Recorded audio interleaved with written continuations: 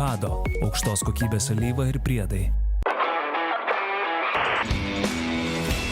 Matėte vieną vagą, kuris yra ne mūsų, bet mes su Paulium turim asmeninį vagą, tai yra Volkswagen Charan, kurį matote mūsų YouTube.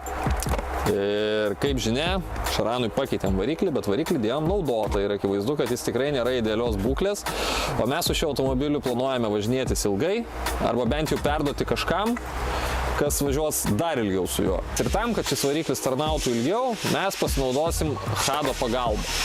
Hado tai yra ukrainiečių produktas skirtas tam, kad jūsų automobilio variklis tarnautų ilgiau. Tepimų kaip ir problemų nematau, tepalo slėgis idealus, kompresijos nematavome, bet automobilis per daug nedūmina, tai įtariu, kad irgi viskas ok, bet ant šalto variklio šiek tiek pabarška šio automobilio hidrokompensatoriai. Tai aš labai tikiuosi, kad Hado šitoje vietoje mums padės.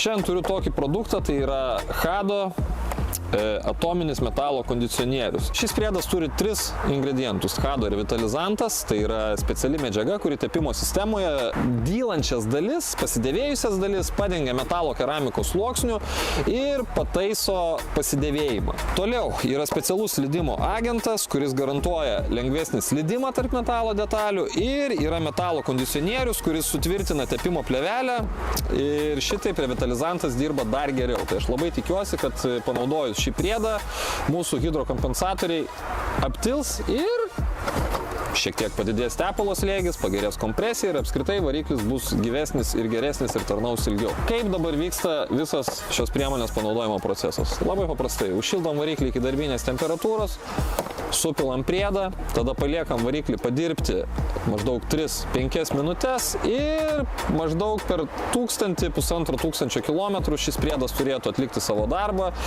ir mūsų variklis dirbs švariau, tolygiau ir tarnaus ilgiau.